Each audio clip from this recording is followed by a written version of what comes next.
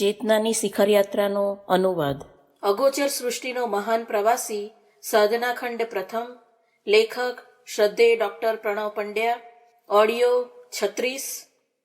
હિમાચ્છાદિત પર્વતો વચ્ચે ગરમ પાણીના ઝરાઓ. અચાનક આવી પડેલી આફતથી સૌ ડરી ગયા, પરંતુ ખબર પડતી ન હતી કે હવે શું કરવું. જંગલ પણ ખૂબ જ ગીચ હતું, તેથી ત્યાં રીંછ હોઈ શકે. શ્રીરામે થોડા દિવસ અગાઉ પોતાની સાથે ચાલી રહેલા યાત્રાળુ પાસેથી રીંછની ક્રૂરતા અંગે ઘણી બધી વાતો સાંભળી હતી કે જેઓ 2 વર્ષ પહેલા માનસરોવર જઈ આવ્યા હતા. સૌના મનમાં ડર વધી ગયો. પેલું કાળું જણાતું જાનવર તેમની તરફ ધસીએ રહ્યું હતું. ગાઢ ધુમ્મસ હોવાના કારણે તેનું મોઢું સ્પષ્ટ દેખાતું ન હતું. તેનો રંગ કાળો હતો અને કદ પણ બિલકુલ રીંછ જેવું હતું. અને પેલા પહાડી કુલીએ પણ રીંછ હોવાનું જણાવી દીધું હતું. હવે શંકા કરવાનું કોઈ કારણ ન હતું. સૌએ પેલા કુલીને જ પૂછ્યું કે હવે શું કરવું જોઈએ. સૌએ પાછળ પાછળ આવી રહેલા પેલા કુલી તરફ જોયું, પણ તે તો ત્યાંથી ક્યાંય અદૃશ્ય થઈ ગયો હતો. યાત્રાળુઓએ એક જ અનુમાન લગાવ્યું કે પોતાની જીવનની સલામતી અંગે ભય જોઈ તે ક્યાંક છુપાઈ ગયો હશે, યા તો તે કોઈ વૃક્ષ પર ચડી ગયો હશે. સૌએ પોતાના ભાગ્ય સાથે શરીરને પણ બિલકુલ એકલું અટુલું અનુભવ્યું.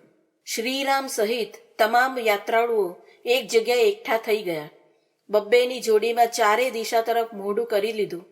લોખંડના ખીલા જડેલી લાકડીઓ લઈ સૌ ચાલી રહ્યા હતા. તેને બંદૂકની જેમ સામે તાકી અને પરસ્પર નક્કી કરી લીધું કે જે કોઈની ઉપર રીંછ હુમલો કરે તેઓ તેના મોઢામાં ખીલા ચોંટાડેલા લાકડી ઘુસાડી દે અને તેની સાથે જ બીજા બધા તેની ઉપર તૂટી પડે. કોઈ ભાગે નહીં. અંત સુધી સૌ સાથે રહે, પછી ભલે ને મરી જઈએ કે જીવીએ. આ યોજના ઘડી સૌ ધીરે ધીરે આગળ વધવા લાગ્યા, પરંતુ બીજી બાજુ જે રીંછ યાત્રાળુઓ તરફ આગળ વધી રહ્યા હતા તે નીચે તરફ ઉતરવા લાગ્યા. તો સૌએ પોતાની ચાલવાની ઝડપ વધારી દીધી, લગભગ 2 ગણી વધારી દીધી. જેટલું જલ્દી બની શકે તેટલું જલ્દીથી ભય સ્થાનને પાર કરી જવાની જ સૌને ઈચ્છા હતી. જીભથી સૌએ ભગવાનના નામનું રટણ ચાલુ કરી દીધું હતું. મનમાં રહેલો ભય તેમને ખૂબ જ સતાવી રહ્યો હતો. આમ ને આમ લગભગ 1.5-2 માઇલ જેટલો રસ્તો વટાવી દીધો. વાતાવરણમાં છવાયેલું ધુમ્મસ ધીરે ધીરે ઓછું થઈ રહ્યું હતું. પાછળથી આવતો સૂર્યનો પ્રકાશ હવે સ્પષ્ટ દેખાવા લાગ્યો હતો. વૃક્ષોનું ગીચ ઝુંડ તો ક્યાંય પાછળ રહી ગયું હતું. થોડી વાર પછી ઘેટા બકરા ચરાવતા લોકો સામે દેખાયા. સૌએ રાહતનો શ્વાસ લીધો. તાળવે ચોંટી ગયેલો જીવ ધીરે ધીરે પાછો આવ્યો. સૌ પોતાની જાતને ભયમુક્ત અનુભવવા લાગ્યા. પછી ત્યાં જ નીચે બેસી આરામ કરવા લાગ્યા. ક્ષણભર તેમનો ભય ક્યાં ગાયબ થઈ ગયો હતો. એટલામાં પેલો કુલી પણ ત્યાં આવી ચડ્યો. એ શ્રીરામ સહિત સૌને ડરી ગયેલા જોઈ પૂછવા લાગ્યો કે આટલા બધા ભયભીત કેમ છો? તો બધા જ બોલી ઉઠ્યા કે તે જે રીંછ બતાવ્યા હતા તેનાથી અમોને ભગવાને જ ઉગારી લીધા, પરંતુ તે અમારી સાથે ઘણો દગો કર્યો. રીંછથી બચવાનો ઉપાય બતાવવાના બદલે તું જ ક્યાંક જઈ છુપાઈ ગયો. કુલી બિચારો આ વાત સાંભળી અચરજમાં પડી ગયો. એ સમજી ગયો કે નક્કી સૌના મનમાં ભ્રમ ઘૂસી ગયો છે. એ બોલ્યો, સાહેબ, આપને સૌને કંઈ ભ્રમ થઈ ગયો છે. મેં આપને ઈશારાથી જે ભાલુઓ રીંછ હોવાની વાત કહી હતી તે તો નજીકમાં આવેલ ઝેલા ગામમાં ઉગતા બટાટા આલુ વિશે કહી હતી, જે ખૂબ જ પ્રખ્યાત છે. ત્યારે જ લોકો સમજી શક્યા કે આલુ અને ભાલુ શબ્દ સમજવામાં થોડી ગેરસમજ થઈ ગઈ છે. પેલા કુલીએ પોતાની વાત આગળ વધારતા કહ્યું કે અહીં બટાટાની ખેતી ખૂબ જ થાય છે અને તેનું કદ પણ મોટું હોય છે. આવી ખેતી આસપાસના કોઈ ગામમાં થતી નથી. આ વાત મેં આપને આંગળીના ઈશારે કરી બતાવી હતી. એણે ઝાલા ગામના આલુ બટાટા કહ્યા હતા તો સૌ સમજી બેઠા કે ભાલુ, રીંછ. આપે જે કાળા જાનવરો જોયા હતા તે તો અહીંની કાળી ગાયો હતી, જે આખો દિવસ અહીં તહીં ચરતી રહે છે. તે ધુમ્મસના કારણે આપણને રીંછ જેવી દેખાઈ. અહીં વળી રીંછ ક્યાં હોય છે? આપ તો ખોટા જ ડરી ગયા. હું તો કુદરતી હાજતે જવા એક ઝરણા પાસે ગયો હતો. જો હું આપની સાથે હોત તો આપનો ભય અને ભ્રમ તરત જ દૂર કરી દેત. સૌ પોતાની મૂર્ખતા પર હસી હસીને બેવડ વળી ત્યાં બેસી ગયા અને ભૂઠપ પણ અનુભવી. ખાસ કરીને પેલા જોડીદારને ખૂબ જ ધમકાવ્યો કે જેણે કુલીએ કહેલી વાતનો અવળો અર્થ કર્યો હતો. ભય હવે ઠઠ્ઠા મસ્કરીમાં બદલાઈ ગયો. આખો દિવસ આ જ ચર્ચા ચાલતી રહી. એ ડરના સમયે જે વ્યક્તિ જ કંઈ બોલી હતી અને કર્યું હતું તેને ચર્ચાનો વિષય બનાવી સાંજ સુધી એકબીજાની ઠેકડી ઉડાડતા મજાક કરતા રહ્યા.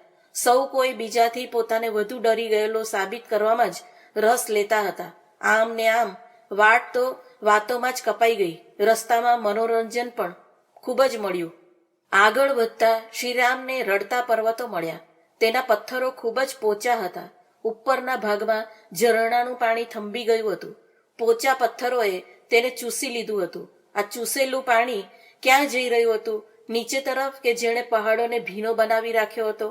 જ્યાં જ્યાં પણ જગ્યા હતી ત્યાં ભેજ એકઠો થઈ પાણીના રૂપે વરસી રહ્યો હતો. આ ટપકી રહેલા પાણીના ટીપાને લોકો પોતાની ભાવના અનુસાર આંસુના ટીપા કહે છે. અહીં તહીંથી ધૂળ ઉડી પેલી ભેજવાળી જગ્યાએ ચોંટી જતી હતી. તેની સાથે ઘાસમાં રહેલા જીવજંતુઓ પણ આવી જતા. આ ચોંટી ગયેલી માટી પર લીલીછમ મુલાયમ લીલ પણ જામી જતી હતી. આ લીલને અહીં વસતા પહાડી લોકો કીચડ કહે છે. એક દિવસે સૌએ રડતા પહાડને જોયો. તેના આંસુઓ પણ લૂછી નાખ્યા. તેના કીચડને થોડો ખોતરીને જોયો. આટલું જ કરી શકાય તેમ હતું. એને કોણ પૂછે કે પહાડ તું શા માટે આક્રંદ કરી રહ્યો છે? અને એ તો જવાબ પણ શા માટે આપે? આગળ વધતા શ્રીરામને બકરીઓનું એક મોટું ઝુંડ મળી ગયું. તેની સંખ્યા લગભગ 100-125 જેટલી હશે. એને અહીંના પર્વત પ્રદેશની જીવનદાયીની કામધેનુ કહી શકાય. તે દૂધ આપે છે, ઊન આપે છે અને બચ્ચા પણ આપે છે. સાથે સાથે પોતાની પીઠ પર વજન પણ ઉઠાવે છે. આ બધી જ બકરીઓના વાળ પણ ખૂબ જ મોટા મોટા હતા. સૌની પીઠ પર 10-15 શેર જેટલું વજન લાદવામાં આવ્યું હતું.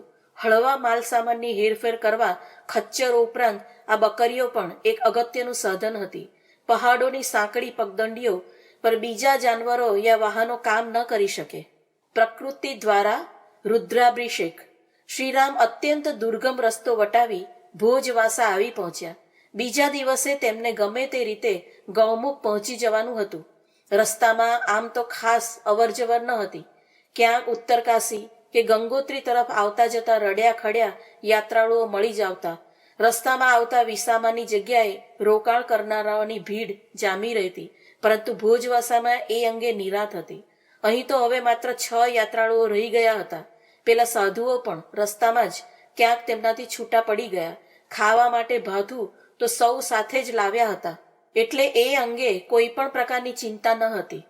શ્રીરામે સામે છાતી તાણી ઉભેલા હેમાદ્રી ગિરિશૃંગ પર દ્રષ્ટિ ફેંકી. તેઓ આ શું નિહાળી રહ્યા છે? આશ્ચર્યચકિત રહી ગયા કે હિમગીરી સ્વયં પોતાના હાથ વડે ભગવાન આશુતોષ પર જળનો અભિષેક કરી તેમનું પૂજન કરી રહ્યો ન હોય એવું દુર્લભ દ્રશ્ય ખડું થઈ રહ્યું હતું. હિમશૃંગમાંથી એક નૈસર્ગિક ઝરણું નીકળી પોતાની કાયાને સંકોરી નીચે પ્રકૃતિ દ્વારા કંડારી તૈયાર કરવામાં આવેલ નીલ લોહિત શિવલિંગ જેવા એક વિશાળ પાષાણ ખંડ પર અભિસિંચન કરી રહ્યું હતું. તેમાંથી જળની હજારો છોળો ઉડી નાના નાના જલકણોમાં પરિવર્તન પામી 10 દિશામાં પ્રસરી જાય છે. તેની ઉપર સૂર્યના કિરણો પરાવર્તન પામી સપ્તરંગી ઇન્દ્રધનુષ રચી રહ્યા હતા. આ નયનરમ્ય દ્રશ્ય નિહાળી મન ધન્યતાનો અનુભવ કરતું અવર્ણનીય અકથ્ય આનંદથી પ્રફુલ્લિત થઈ નાચી ઉઠ્યું. હૃદયમાં ઉર્મિઓના સ્પંદનો જાગી ઉઠ્યા. શ્રીરામ આ દ્રશ્ય નિહાળી ભાવ વિભોર બની નાચી ઉઠ્યા. જાણે એવું લાગી રહ્યું હતું કે ભગવાન શિવજી અહીં સાક્ષાત બિરાજમાન છે. આકાશમાંથી સરી ધરતી પર અવતરિત થઈ રહેલી ગંગા જાણે અહીં આવી શિવજીની જટા પર અભિષેક કરી રહી હોય અને દેવતાઓ પોતાના મનમાં ઉછળતો આનંદ વ્યક્ત કરવા સપ્તરંગી પુષ્પોની વૃષ્ટિ કરી રહ્યા હોય એવો આભાસ થઈ રહ્યો હતો. આ વિરલ દ્રશ્ય શ્રીરામના નેત્રોને શાંતિ પ્રદાન કરી રહ્યું હતું. આ દ્રશ્ય એટલું બધું અલૌકિક, અદ્ભુત, અનોખું અને રમણીય હતું કે શ્રીરામ ક્ષણભર માટે પણ વિચલિત થયા વગર અનેક ક્ષણો સુધી એક જ ધ્યાનથી તેને નિરખતા રહ્યા. છતાં પણ તેમનું મન તો અતૃપ્તિનો જ અનુભવ કરી રહ્યું હતું. આ દ્રશ્ય તેઓ ત્યાં સુધી નિહાળતા રહ્યા કે જ્યાં સુધી અંધકારે એ જગ્યા પર આવી પોતાનું સામ્રાજ્ય સ્થાપી ન દીધું. સૌંદર્ય આત્માની તૃષા છે, પરંતુ એ કૃત્રિમતાના કિચડમાંથી ઉપલબ્ધ થવું અશક્ય છે. લોકો પોતાના મકાનમાં, ઓરડામાં જંગલો, પર્વતો, ખીણો તથા ઝરણાઓના ચિત્રો બનાવી ટાંગતા હોય છે અને તેના દ્વારા જ આનંદ, તૃપ્તિ અને સંતોષ પ્રાપ્ત કરી લેતા હોય છે, પરંતુ આ તો માત્ર સંતોષ પ્રાપ્ત થઈ જવાની માનસિક કલ્પના છે. એ સાચો આનંદ નથી, એ માત્ર કૃત્રિમતા છે. નિસર્ગના ખોળામાં ઉછળતા, કૂદતા, રમતા સૌંદર્યના હજારો ઝરણાઓ નીરખવાની આપણને ક્યાં નવરાશ છે? અરે, તેની તરફ કોઈ આંખ ઉઠાવીને જોતું પણ નથી. હિમાલયની તમામ કંદરાઓ વિથિકાઓમાં અત્ર તત્ર સર્વત્ર સૌંદર્ય વિખરાયેલું પડ્યું છે. આ કારણે જ હિમાલયને પ્રકૃતિ પ્રેમીઓએ સૌંદર્યનો મહાસાગર કહ્યો છે. તેમાં સ્નાન કરવાથી આત્મામાં, અંતઃકરણમાં રોમાંચ પેદા થાય છે. આત્મા ઈચ્છા કરે કે બાહ્ય ભૌતિક સૃષ્ટિને ભૂલી આ અનંત સૌંદર્યના મહાસાગરમાં જ ખોવાઈ જઈએ.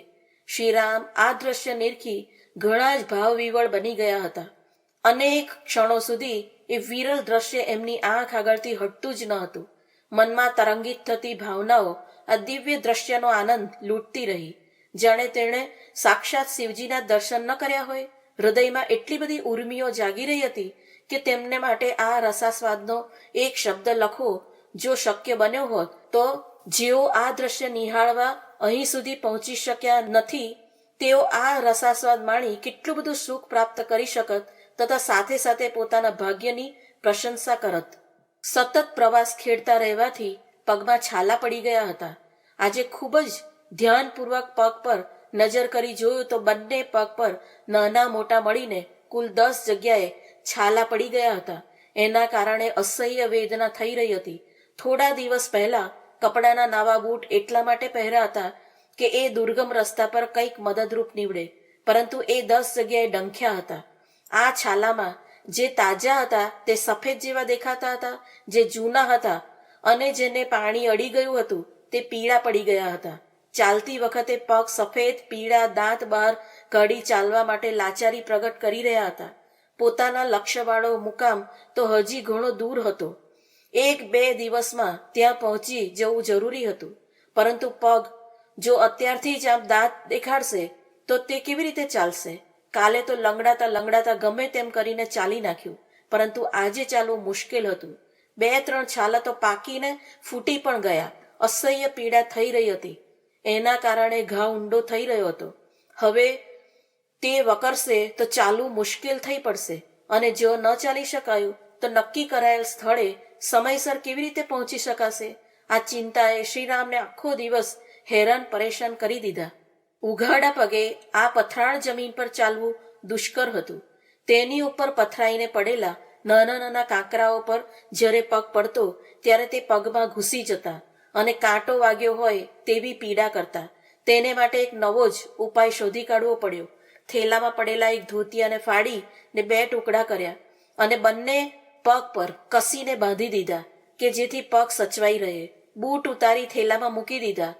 તેનાથી કામ ચાલી ગયું અને ધીરે ધીરે રસ્તો કપાવા લાગ્યો.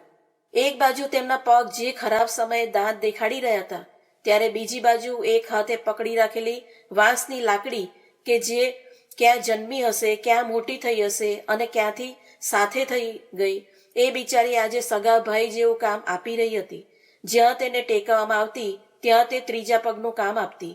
જેવી રીતે વૃદ્ધ બીમાર વ્યક્તિને તેના સહૃદયી કુટુંબીજનો પોતાના ખભાનો સહારો આપી આગળ ચાલવામાં મદદ કરે, એ જ રીતે શરીર જ્યારે થાકીને લોથપોથ થઈ જાય ત્યારે આ લાકડી સગા સંબંધી જેવી મદદરૂપ નીવડતી. ગંગનાની ચટ્ટી આગળ ચાલતા જ્યાં આગળ દિવસે ખૂબ જ વર્ષા થઈ હતી ત્યાં આજે લપસણું બની ગયું હતું. એક બાજુ પહાડ અને બીજી બાજુ ગંગાનો સાંકડો રસ્તો. આવા મુશ્કેલ સમયમાં આ લાકડીએ ડગલે ને પગલે જીવન અને મૃત્યુ વચ્ચેની સમસ્યાનો ઉકેલ આણ્યો. ખૂબ આશા સેવી અને સાથે રાખેલા કપડાના જોડા પગમાં ઠેર ઠેર ડંખ્યા હતા.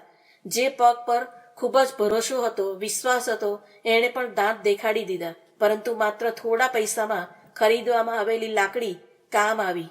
તેની તરફ કૃતજ્ઞતા વ્યક્ત કરતા તેના ગુણ ગાવાની તેમને ઈચ્છા થઈ આવી.